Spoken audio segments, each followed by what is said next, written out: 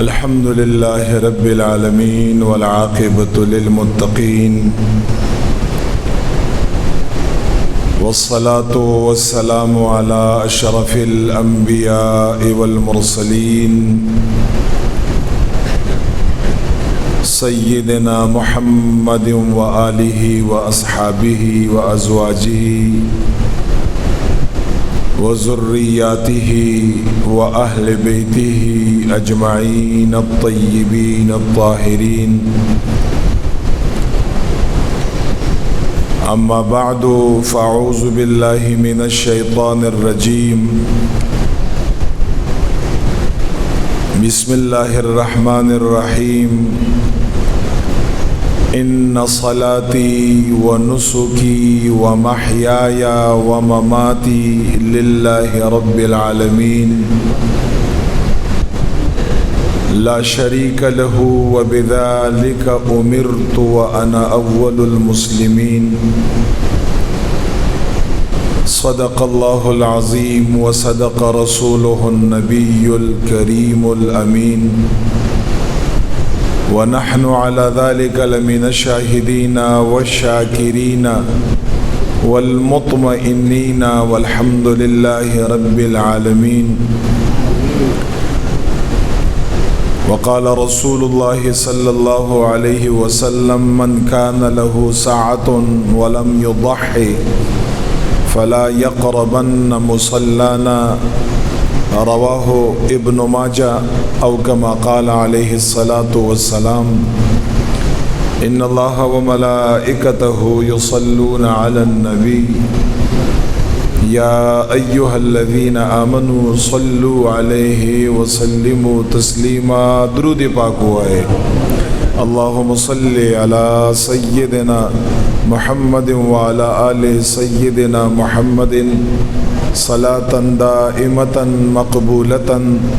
تؤدي بها عنا حقه العظيم. الصلاة والسلام عليك يا بشير، الصلاة والسلام عليك يا نذير، الصلاة والسلام عليك يا نبي الأمة، الصلاة والسلام عليك يا نبي الرحمة، وعلى آلك وأصحابك یا سیدی یا محبوب رب العالمین. عزت مندو مشرانو، همزولو، معشومانو، محبینو، السلام علیکم ورحمت اللہ وبرکاتہ. محترم و حاضرینو، ډیره لویا او عظیمه ورځ ده، یوم النحر، لسما ذی الحجہ. الہ العالمین د زمونږ او ستاسو مسلمانانو جمله عبادات او خصوصا قربانی قبول او منظوری کا. الہ العالمین دا قربانی د زمونږ او د ستاسو د ګناهونو لپاره کفاره وګرځي. لسما ذی الحجہ دا اسلامی دولسم میاشت اخیرنی. پدی ورځ کی رب متعال د زمونږ او د ستاسو لپاره ډیر اجر او فضیلت ایښودی دی. د دغه ورځې ډیر ثوابونه دي، ډیرې برکتونه او فضیلتونه دي، او بیا خصوصا په دغه ورځ کې یو عظیم عبادت دی چې هغې ته ویل کېږي د مسلمان د طرف نه قرباني، د الله جل جلاله رضا دپاره او د حصول د ثواب دپاره. د دغه ورځې لسم ذی الحجې یوم النحر د ټولو نه لوی عبادت هغه د قربانۍ عبادت دی. دا کومې لس ورځې نن د هغې لسمه ورځ ده، 9 ورځې تیرې شوې او نن د هغې لسمه ورځ ده.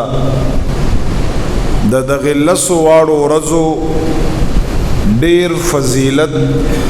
محبوب کریم احمد مجتبی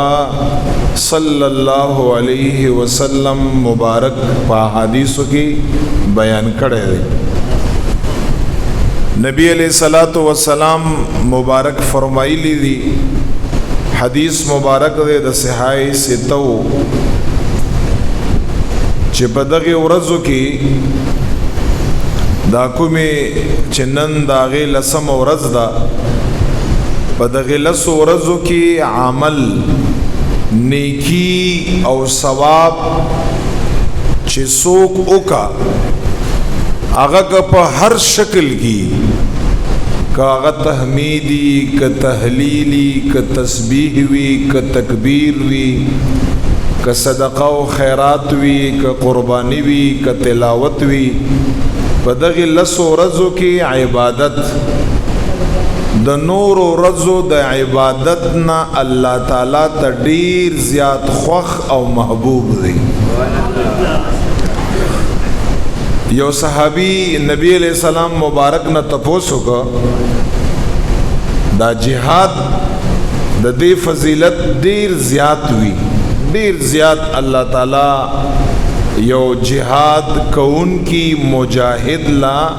په جهاد باندې الله ډیر ثواب ورکړي، دا ډیر فضیلت والا چیز دی. یو صحابی عرض وکړ یا رسول الله مبارکه په دغه لسو ورځو کې تاسو فرمایل چې عبادت د نور ورځو د عبادت نه د الله په نیز باندې ډیر غوره او بهتر دی. نو زه یو تپوس کومه که په نورو ورځو کې یو انسان جهاد فی سبیل الله وکي، په نورو ورځو کې د دغه لسو ورځو دا چې کوم نن یې لسم ورځ ده د ذوالحجې د دین علاوه، نو یا رسول الله مبارکه په نورو ورځو کې جهاد کوونکی انسان چې جهاد وکا د هغې نم په دغه ورځو کې نیکی کوونکی انسان ثواب زیات دی کنا په نورو ورځو کې د جهاد کوونکی انسان ثواب زیات دی. نبی علیہ السلام ورته فرمای دا حدیث ته د صحاح ستو چې اے صحابی مبارکه په نورو ورځو کې د دغه لسو ورځو نه علاوه په نورو ورځو کې چې یو انسان جهاد هم وکا، جهاد لم لاړ شي او په دې ورځو کې انسان عام نیکی وکا، دغه عام نیکی د نور ورځو د جهاد نه انسان لپاره بهتر ده. الله ډیر په خوشحالي وجه دا چې دا لس ورځې هغه وي چې رب متعال جل جلاله وعم نواله په دې ورځو باندې قسم خوړلی دی، او چې په کوم سیز باندې یا په کومو ورځو باندې رب جل جلاله قسم اخری، آغا سیز رب متعال تا دا دیر محبوب و گرانی دیر ارتا خوخوی اللہ تعالی تا دا دی وجنا دا دغی لسو رزو عبادت اللہ تعالی تا دا دیر محبوب دے، اللہ تا دیر خوخ دے. او بیا چکم سنت او طریقہ د ابراہیم علیہ السلام مبارک او د زمونږ او د ستاسو خوږ پیغمبر احمد مجتبی محبوب کبریا صلی الله علیه وسلم سنت او عمل لې چې هغه قربانی ده، بیا په خصوصي توګه باندې په دغه ورځ باندې قربانی د یو امتی او د یو بنده د الله د هغې ډیر زیات اجر او ثواب دی. یو صحابی دی داغی نم دی زید ابن ارقم رضی اللہ عنہ، او دادا ابن ماجہ شریف وصحائی ستو کی چکم بشپگم لمبر باندې کتاب دی دا اغی حدیث دی. زید ابن ارقم فرمائی رضی اللہ عنہ وچ صحابہ کرامو رضوان اللہ تعالی علیہم اجمعین حضور علیہ الصلوۃ والسلام مبارک نا تپوسو کا حضور مبارک تا فرمائی یا رسول اللہ صلی اللہ علیہ وسلم دا قربانی دا سشے دے دا کوم عمل چې مونږ په لسم ذی الحجه باندې کوو دا سشے دے دا عمل زید ابن ارقم فرمائی نبی علیہ الصلوۃ والسلام مبارک صحابوں تب جواب کی او فرمائل سنت ابیکم ابراہیم دا اے صحابو دا دزما دا نیک مبارک ابراہیم جد امجد علی نبینا وعلیہ الصلاۃ والسلام دزما دا نیک مبارک طریقہ دا او پا اغبان دی خپل رب جل جلالہ دا قربانی لازم کڑے او واجب کڑے وا دا اغ طریقہ دا دزما طریقہ دا او بیا ورته فرمایي چې اے صحابو تاسو ته پته ده چې په دغه قربانۍ کې د زما د امت لپاره څومره اجر او ثواب دی نبی علیہ السلام ورته فرمایي دومره اجر او ثواب دی چې د یو زناور په ملا او د هغه په شا باندې چې څومره ویښتي او کله یو انسان د الله د رضا د پر قربانی وکا په اغشا باندې د زناور په ملا باندې چې څومره ویښتي د هر ویښته په بدله کې رب متعال زما بندله الله فرمایي چې نبی علیہ السلام فرمایي چې الله خپل بندله او زما امتی لا یو نیکی ولا الله تعالی ورګي دا په زرګاو په لکاو باندې وی بیا چون کی وڑی چی وڑی اغا دیر زیادی دیو زناور پملا باندے لا تعداد نو صحابہ کرام مبارکانو اغوی بدا خیالو چی ویختا دیو زناور پملا باندے دا نسبتاً کم ہوئی دا وڑینا نو کی دیشی چی دا فضیلت صرف د هغه زناوري چې د کوم زناور په ملا باندې ویختی نو حضور مبارک د هغه په بابت کې او فرمایل چې په یو ویخته باندې یو نیکی دا نو صحابي ته پوښتنه کوي یا رسول الله مبارکا د وړی د یو تار په بدله کې هم دا فضیلت ته هغه ډیره زیاتې حضور علیہ السلام مبارک ورته فرمایل د وړی یو تار په بدله کې دا فضیلت دی او تاسو ته پته ده حدیث مبارک دی نبی علیہ الصلوۃ والسلام مبارک فرمائی اللہ جل جلالہ دمر کریم ذات دی دمر مہربان ذات دی حدیث مبارک کے راضی چې الله تعالی پورز د قیامت باندې با د زمونږ استادو د قربانۍ زناور د دې غوخي د دې وړۍ د دې ویخته د دې هډوکی د دې وینا د دې زناور چې په خېټه کې څه شي نبی علیہ السلام مبارک فرمای قیامت پورز باندې به الله تعالی دغه قربانی دستا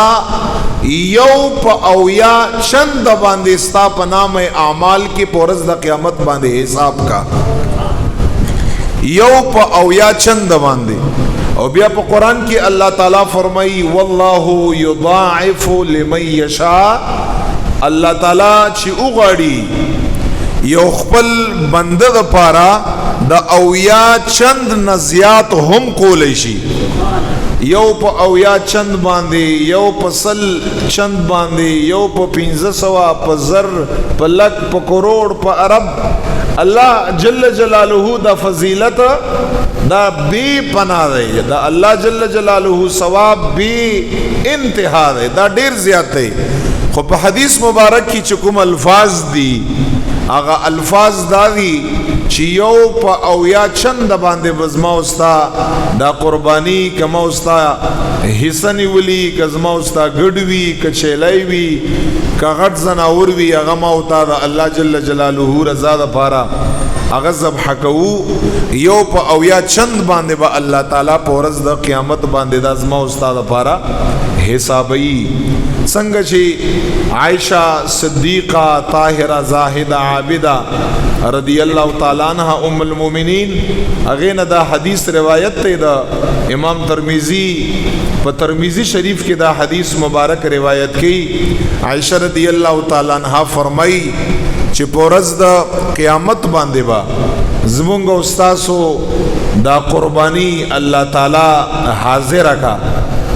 صرف دا اغي غوخه بنی عائشہ رضی اللہ تعالی عنہ فرمای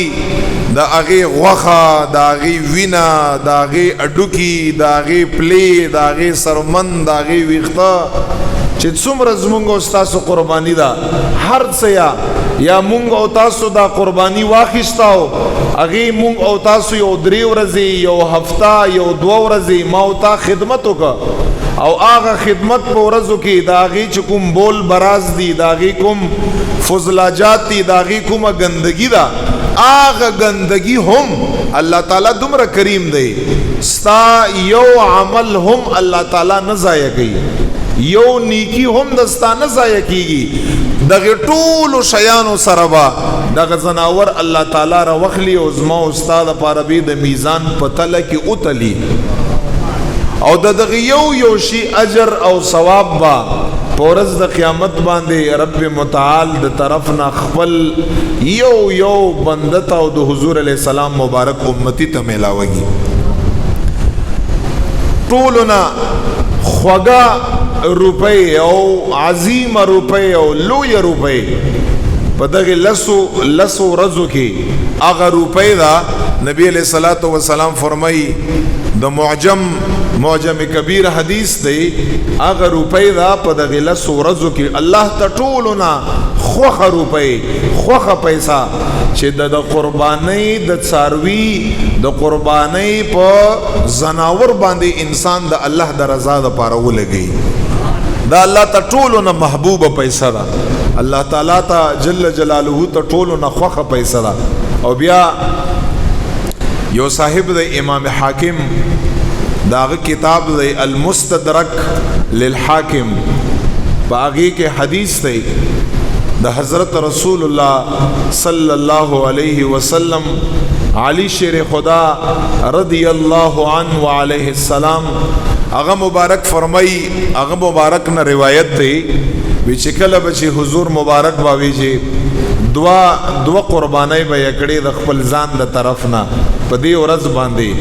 هغه با ګډان بو او داسې ګډان بو چې د خکرو والا ګډان به نبی علیہ الصلوۃ والسلام او خسی چې مونږ تاسو کوم ګډ ته خسی وایو خسی ګډ بو د خکران والا بو او دو ګډان به نبی علیہ الصلوۃ والسلام مبارک په دې ورځ باندې ذبح کړه او به فرمایل اللهم منک وعن محمد وامته صلی الله علیه وسلم خدای پاک دا ګډان په دې ورځ باندې ستاسو په نوم باندې ذبح کوما یو د زما د طرف نه او بل په ایڈوانس کې زما د امت د طرف نه خدای پاک ته قبول او منظور کړي نو مونږ او تاسو یا د پلارانو د نیکونو د غورو نیکونو په شاګانو کې مونږ او تاسو یا چرته پراتبو یا زما استا آغا وجود په دنیا کې د والدین وجود او د غوی د والدین وجود چرته په دنیا کې نو چې حضور مبارک صلی الله علیه وسلم زمونږ د طرف نه یو نفلی قربانی الله جل جلاله رضا لپاره کړی دا او بیا علی شیر خدا رضی اللہ تعالی عنہ فرمائی چې فاطمہ الزہرا سلام اللہ علیہا مبارکہ زاہدہ عابدہ طاہرہ سیدہ اہل الجنہ مبارکہ اغیب چکلا قربانی وا ویچ حضور مبارک بورتو فرمائل دغی خپلے عظیم او عزیز بچیتا چه حضور مبارک فرمائی چه زما دا زڑ تکڑا دا اور تو بھی فرمائل چه بچے چکلا قربانی کئی دغی قربانی تا حاضرے گا دغی قربانی تا ادرے گا مونگو تاسولم پکور کی چکلا مونگو تاسو قربانی کو او څومره پوری ممکن وي د زمونږ او د ستاسو د کور افراد پکار دا یا چاچا قربانی پکار دا چې هغه خپل قربانی ته ودرېږي هغه ته حاضر شي نبی علیہ الصلوۃ والسلام مبارک بخپل بچی ته فرمایل قربانی ته حاضرېږي قربانی سره ودرېږي اور توی فرمایل قربان ولی نبی علیہ السلام ورته فرمایل چاچی قربانی او هغه خپل قربانی ته نږدې ودرېږي او هغه قربانی دا انسان په خپل باندې ذبح کا یا بل څوک له ذبح کا او د ورته ولاړی د دغه قربانی د ویني اوله قطره یا زمکی ته نبی رسیدلی چې رب متعال دغه انسان ته ټول ګناهونه معاف کړي بیا صحابی تپوسو کا چون کی اہل بیت دو حضور مبارک علیہ السلام آغا خودیر دا شان و فضیلت والا دی یو صحابی پختن وکڑا اور تا فرمائی یا رسول اللہ صلی اللہ علیہ وسلم دا فضیلت دا خاص تی اہل بیتو پوری چه دا کم فضیلت یا رسول اللہ مبارک تاسو بیان کا کہ یو انسان خپل قربانی تا ادریگی او حاضر شي او دا اغی قربانی اولنی دو وینی قطرہ پس مکہ باندی پریوتلی نیچے اللہ تعالیٰ دغی انسان تا ټول گناہونا مفکڑی یا رسول اللہ مبارک دا فضیلت خاص تی ترستاسو کورنی پوری اہل بیتو پوری کدا فضیلت در ټول امت تا پارا دی دا خبر صحابہ کرام و مبارکانو اسانہ کھڑی مونگو تاسو دا پاری واضح کھڑی یا رسول اللہ مبارک ما تو آیا نبی علیہ السلام ورته فرمایل چې دا فضیلت صرف د زما د اهل بیت د پاره نه دی بلکې دا فضیلت د زما د ټول امت ته پاره دی نبی علیہ السلام فرمایي نو دی وجنا تاسو په دې ورځ باندې چې کله تاسو قربانی فرمایي قربانی کړئ یو په قربانی کې تاسو د غوخي د حصول نیت مکوئ هغه خو اسم موتا تا په قربانی کولو باندې کچا ساروای ځان لئی او کچا پکې برخی کچا ګډوي کچا هر شي هغه خو چرته زینا هغه خو امتال راځي ستاسو کورنۍ او بچولا خو تاسو با په قربانی کې پاکا داستا په قرآن کریم کې حکم دی رسول الله مبارک ته چې فصلی لربک وانحر یا رسول الله مبارک په لوی اختر باندې د لوی اختر د ورځې منظم وکړه یا رسول الله مبارک قربانیم وکړه خدای پاک داستا حکم دی داستا د محبوب علیہ الصلوۃ والسلام سنت او طریقه دا محض خدای پاک دستا د رضا د پاره زکه د یاد ساتي قران مجید کی اللہ فرمائی کتا په قربانی باندې پیسې ورکړي د حصول د غوخه د پاره د دې د پاره ته پیسې ولګي چې ماته غوخه حاصل شي او دا غوخه با زو اخرماو الله جل جلاله تبا دا غوخه د زما اورسی الله فرمای لینال الله لحومها ولا دماؤها ولکن یناله التقوى منکم الله فرمای ازما بندگانو دا ستاسو غوخي اغه ته ما ضرورت نشتا دا غوخي مال ناراضي غوخو سره زما کار نشتا نه د ستاسو دا ویني مال راضي ولکن یناله التقوى منکم کما ته د ستاسو د طرفنا یو سیز را رسی او زپی خوشحالی گما هغه په قربانی کې د ستاسو نیت او اخلاص دی چې زه وګورم د یو مسلمان د خپل بندا چې دی دا چاړه راکاږي او بسم الله والله اکبر یا الله اکبر دی وای نو په دا زړه کې دا انسان سوای چې بس دا حلالین پس به مونږ تاسو غوخه برته حاصل شي او بیا باغې نه مونږ تاسو قسمه قسم خوراکونه دی لپاره او که صرف او صرف دی لپاره چې د رب حکم دی د رسول کریم آقا علیه الصلاۃ والسلام مبارک حکم دی بس چې صرف د هغې تعمیل وشي زمونږ او ستاسو نیت به م عمدهیي چې صرف اور صرف د هغې تعمیل وشي الله جل جلاله مونږ او تاسو نه خوشحال شي حضرت رسول الله صلی الله علیه و آله وسلم مبارک د زمونږ او ستاسو نه خوشحال شي او بیا عمدغه قربانی حدیث مبارک کې راځي چې کله چې انسان د پلار په شا کې و د پلار په شاګانو کې و هغې دپاره الله جل جلاله سورلی د پلار شا ګرځولې وه په هغې کې به دا انسان پروت و تاویده را تاویده به او بیا چې کله انسان په حلاله نکاح سره د مور خېټې ته منتقل شي د مور خېټه هغه ښایسته او مبارک او هغه پاک ځای د مور رحم چې دا انسان دپاره ډېر مبارک ځای دی ډېر پاک ځای دی مور ډېر عظیمه هستی ده 9 میاشتې الله تعالی انسان دپاره هغه یو سورلی ګرځولې ده په هغې کې انسان موجود وي او په هغې کې خپله والده صاحبه ګرځوي بیا چې کله مونږ او تاسو پیدا شو الله جل جلاله بیا په دنیا کې مونږ او تاسو دپاره انتظام کړی د گاډو د سورلو د زناورو مونږ او تاسو په هغې باندې بیا سورلی کوو نو دا قربانی په ده کې یو حکمت دام دی چې په ورځ د قیامت باندې چې مونږ او تاسو خپلو قبرونو نه مونږ او تاسو راوځو څنګه چې نبی علیہ السلام مبارک حدیث کې فرمایي چې زما امتیان با کدا سي بعض زما امتیان وي چې هغه ګناهونو سره قبرو ته داخل شوي نو چې کله زما با امتیان الله تعالی قبرو نه روباسي نو هغه به بالکل د ګناهونو نه پاکي او دا ګناهونو نه به ځکه پاکي چې انسان چې وفات شي مونږ او تاسو ورته دعاګانې ورته کوو هغې دپاره الله تعالی نه استغفار غواړو هغې مړي او میت دپاره هم زمونږ او ستاسو په طور د ایصال ثواب باندې قربانۍ کړو صدقه او خیرات پسې کړو خو چې کله مونږ او تاسو قبرونه راوځو نو چې دا کومې قربانۍ مونږ او تاسو کړي دا به ښایسته ښکلي بهتر شکل کې مونږ او تاسو ته ولاړي او په همدغې قربانو باندې به مونږ او تاسو اله العالمین حضور له میدان محشر لزو انشاءالله تعالی نو دی وجنه حضور مبارک فرمایي چې څربي او ښکلي او ښایسته په خلوص نیت باندې الله جل جلاله